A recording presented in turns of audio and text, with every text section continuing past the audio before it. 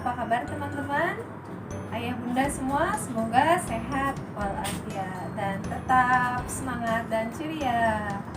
Oke, sebelum mulai pembelajaran kita baca doa sama-sama ya. Bismillahirrahmanirrahim. Rabbi zidni ilman warzuqni fahman.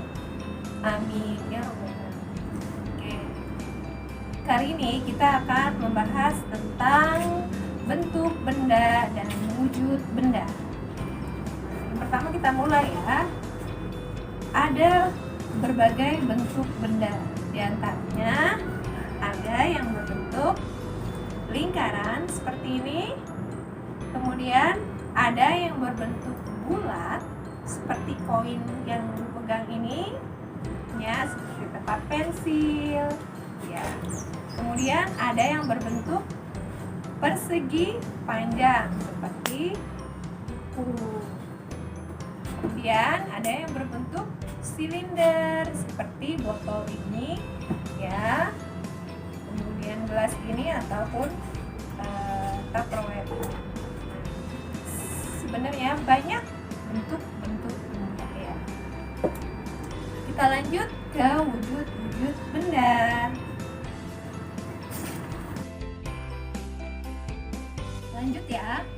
Berdasarkan wujudnya benda itu ada 3. Di sini lihat di sini di depan ibu ada beberapa benda yaitu balon, botol, gelas, kemudian gelas tupperware, mangkuk, ada spons, ada spidol, pensil, dan pulpen. Oke, nah bukan mulai ya. Berdasarkan wujudnya benda terbagi kepada 3. Yang pertama yaitu benda gas, nah, seperti balon tiup ini. Kemudian yang kedua yaitu benda padat. Benda padat ini contohnya botol, gelas, pensil, pulpen, dan sebagainya. Ada di sini juga mangkuk juga itu termasuk benda padat. Yang ketiga yaitu benda cair. Nah, benda cair nih. Nah, ini air.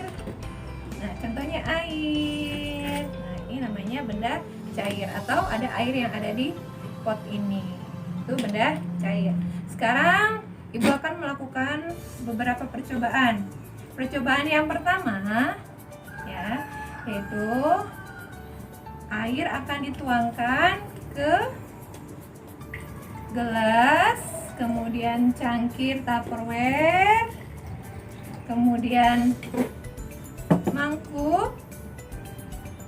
Nah, berarti di sini menandakan ada air di mangkuk, ada air di gelas, di botol. Nah, air menandakan berbentuk seperti wadahnya. Itu cobaan yang pertama.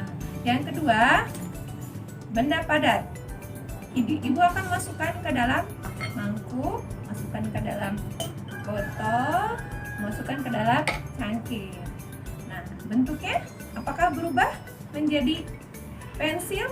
Oh, tentu tidak. Berarti ya betul, bentuk benda padat itu bentuknya selalu tetap walaupun ya dimasukin ke dalam mangkok, kemudian gelas ataupun cangkir. Ya, itu percobaan yang kedua. Kemudian percobaan ketiga, Ibu akan menuangkan air. Nah, air ini mengalir. Nah, dari tempat yang tinggi ke tempat yang rendah. Itu berarti menandakan bahwa air mengalir dari tempat yang tinggi ke tempat yang rendah. Oke. Percobaan berikutnya ya. Ini Bu Gura ada spons. Spons akan Ibu masukkan ke dalam mangkuk yang berisi air. Nah, apakah yang terjadi? Kita lihat sama-sama ya. Nah, sifat air berikutnya yaitu dia meresap ke pori-pori kecil.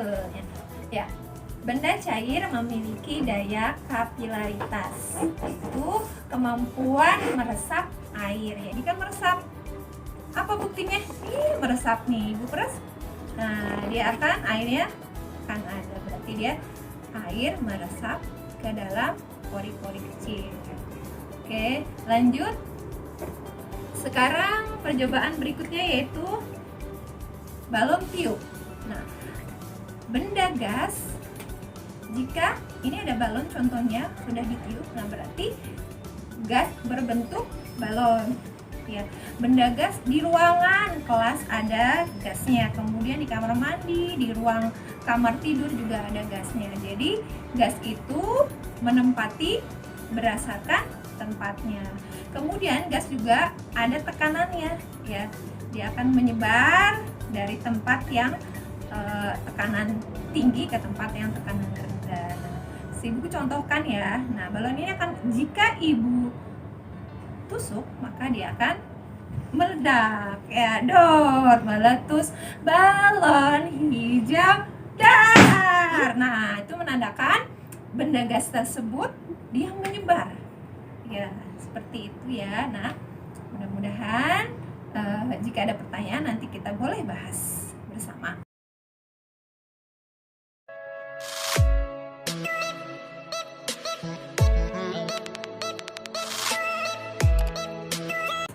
Yo teman-teman, kita nyanyi sama-sama ya tentang wujud-wujud benda.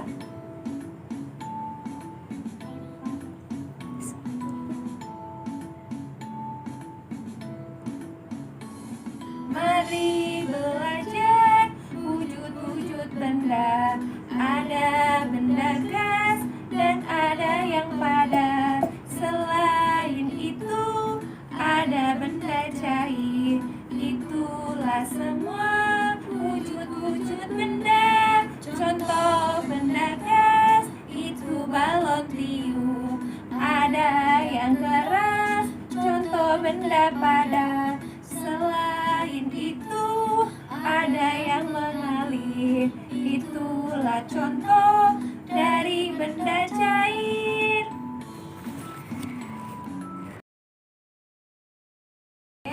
Dari Ibu sekian, sampai bertemu di pembelajaran berikutnya. Billahi taufik wal hidayah. Tetap semangat. Assalamualaikum warahmatullahi